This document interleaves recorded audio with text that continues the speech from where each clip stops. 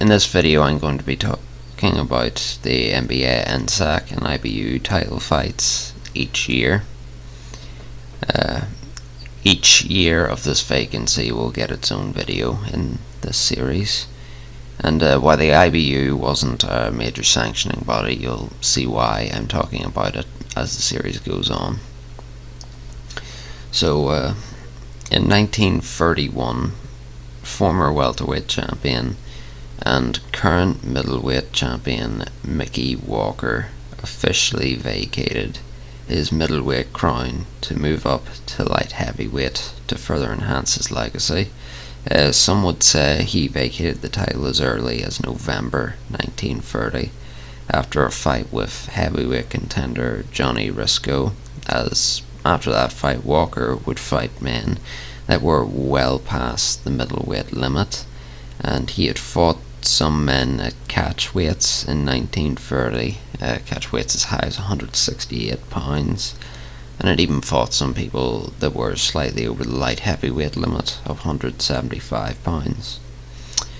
Walker had made his fourth and final title defense in October 1929 against Ace Huggins, and that would be the last fight for the middleweight lineage to occur for 12 years.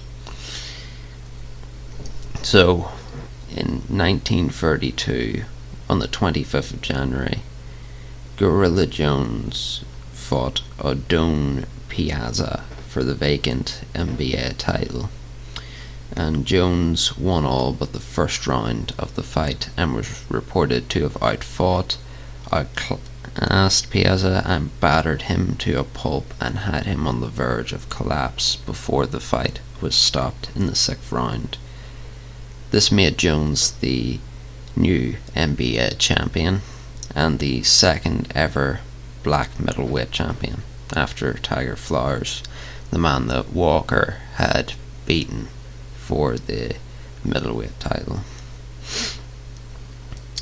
The fight didn't create a new lineage, as while Jones and Piazza were the NBA's top ranked as the result of a tournament, they were not the consensus top two in the division. The top two ranked by the end of 1931 by Ring Magazine were Dave Shade at number 1 and Marcel Phil at number 2, with no ring champion named that year. And on April 26, 1932, Jones would make his first title defense against very good contender Young Terry, who was the 4th ranked middleweight in the world at the time. And the following is quoted from a newspaper called the Las Vegas Age.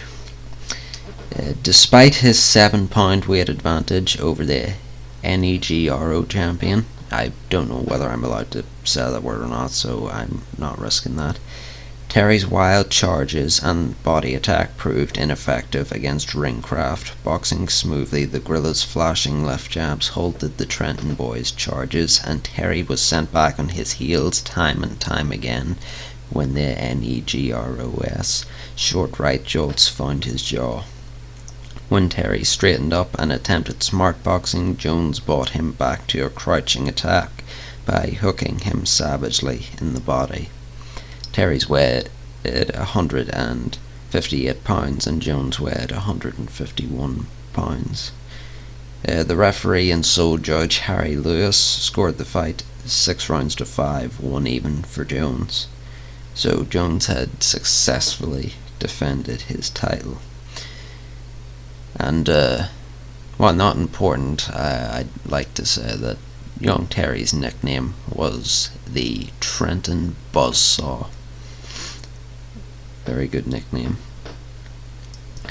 Less than 2 months after that fight, Jones would attempt to make his second defense against number 2 ranked middleweight Marcel Phil on the 11th of June. This fight was on Phil's home turf in Paris, France, and the fight was also for the vacant IBU middleweight title. In the first 4 rounds, Jones was winning and Phil was having a hard time getting through Jones' defense. But from the 5th round onwards, Phil began to get inside Jones' defense and started working on Jones' body. By the 11th round, it looked as if Phil was going to win a clear decision, but then Jones low-blowed Phil twice and was disqualified. So Phil was the new NBA and IBU middleweight champion.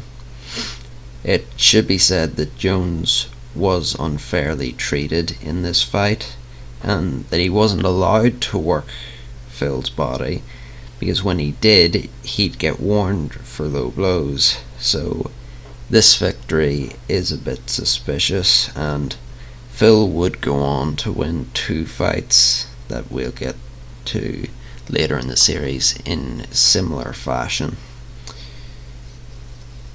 Phil would make 1 title defense of the NBA title that year, less than a month later, against, in my opinion, an undeserving Hall of Famer, Harvey.